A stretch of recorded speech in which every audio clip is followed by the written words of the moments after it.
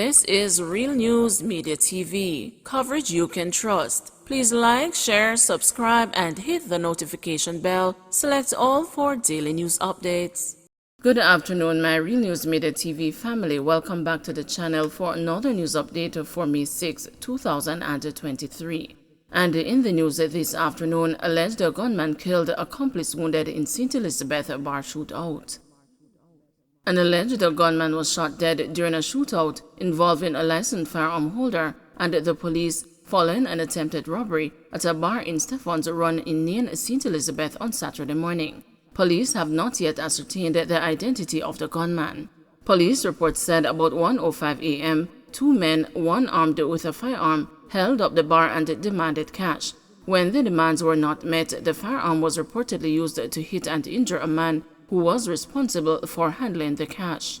The injured man managed to escape and raised an alarm. A licensed firearm holder who was close by responded and challenged the men. A shootout reportedly ensued. It is further reported that a police team joined the gun battle. When the shooting subsided, the men were found suffering from gunshot wounds. They were taken to the Black River Hospital, where one man was pronounced dead and the other admitted under police guard. The man who was assaulted by the attackers was also taken to the hospital for treatment. The police say a pistol with the serial number not visible, along with a magazine, was seized. A Subaru motor car was also found abandoned near the crime scene with damage from bullets.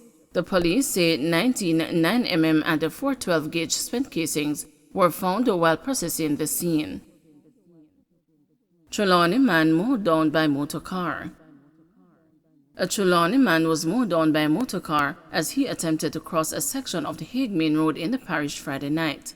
The deceased has been identified as 68-year-old Winfield Moss of a Clarkstown, Trelawny address. Reports are that about 9:30 p.m., Moss was attempting to cross the Hague Main Road after purchasing chicken from a jerk center when he was hit by an oncoming motor car. He sustained multiple injuries and died on the spot. The Falmouth police are investigating. Portland records a 6th road fatality after two-vehicle collision. A 6th road fatality has been recorded in Portland this year following a two-vehicle collision in Hart Hill along the northeastern highway on Friday night. The deceased has been identified as a 28-year-old Odin Scott, a laborer of Hart Hill in the parish. Reports are that Scott was driving a black Toyota Starlet motor car which crashed into a Toyota Axio which was traveling in the opposite direction. The Axio was driven by 34-year-old Anthony Hurd, a farm worker also of Hart Hill. Scott was trapped inside his car and was rescued by members of the fire service. Both drivers were taken to the Onoto Bay Hospital, where Scott was pronounced dead and Hurd hospitalized. The Portland Traffic Police are investigating. Man who robbed a Manchester store of $8 million charged. A St. Catherine man has been slapped with several robbery charges following a heist at a store on Manchester Road, Mandeville in Manchester on April 13. Charged with robbery with aggravation, possession of a prohibited weapon, using a firearm to commit a felony, and assault at a common law, is 27-year-old Carlos Williams, otherwise called the Pitch, of Port Henderson Road, St. Catherine. Reports from the Mandeville police are that about 9:36 a.m., Williams was among armed men who entered the store and held employees at gunpoint, robbing them of over $8 million. CCTV footage was used to identify Williams among the robbers. He was arrested on April 16 during an operation on Port Henderson Road by detectives assigned to the Counterterrorism and Organized Crime Branch and subsequently charged following an interview. Clarendon man sprayed with bullets, more than 20 spent shells found at a murder scene. More than 20 spent shells were found at a murder scene where a man was shot dead in Newtown in Freetown, Clarendon this morning. The deceased, identified as a 33-year-old Leroy Nelson, otherwise called Ray Ray, a resident of Rose Hall District in Freetown, was sprayed with bullets by his attackers. It was reported that around 1:37 a.m., residents heard numerous loud explosions sounding like gunshots and summoned the police. Upon their arrival, lawmen saw Nelson lying in a pool of blood and suffering from what appeared to be multiple gunshot wounds to his head and upper body. He was pronounced dead at the Meepen Hospital and then transported to the morgue. Crime scene detectives processed the area this morning and found 26 spent casings. Up to press time, police had neither identified a suspect nor established a motive for the attack. Truck overturns along North-South Highway in St. Catherine. A truck carrying beverages overturned along the Linseed exit of the North-South Highway in St. Catherine early this morning. A man and a woman sustained the injuries and were taken to hospital. The police say the incident happened about 2 a.m. The truck's contents were looted by persons who came to the scene. Efforts are being made to remove the truck. Warmington illustrates importance of power to recall MPs, says NIA. National Integrity Action has characterized the government minister Everald Warmington's utterances directed at a councillor candidate in Portland Eastern this week as an indication of the government's scant regard for local governance. During a tour of Portland Eastern, Mr. Warmington was seen angrily berating councillor candidate for the fellowship division Colin Bell. Mr. Warmington reportedly told Mr. Bell that he will not be conducting a tour with council caretakers regardless of their party affiliation.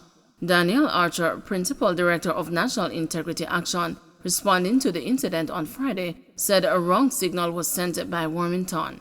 You'll appreciate that by virtue of saying to the council caretaker, this is not where you belong, me paraphrasing, indicating that we don't do this with local government, quote-unquote, caretakers, councillors, does suggest that there is no recognition that local government provides for the people a means of participation in every activity in government. It tells us that we certainly need to have a better look at what the role of local government is, because we're now looking at constitutional reform. We need to do more to recognize that this is where people see government in action. This is how people talk. This is who they speak to. If it is that all of us say, oh, the behavior is atrocious, the behavior is one that is monotonous, the behavior is one that is not becoming of a government official, that we're not proud of him as a member of parliament because of his behavior, then the question stands, how do we call him back as a member of parliament? Now that we're having conversations about constitutional reform, is it an opportune time for us to have a mechanism for the recall of a member of parliament in these circumstances? Lloyd B. Smith, a former MP who spoke with the news, said Warmington was setting a bad precedent for political representatives who are elected to serve. He is calling for greater checks and balances in relation to the actions of political representatives. Mr. Smith contends that the silence of Prime Minister Andrew Holness in relation to the behavior of Warmington is not helping the situation.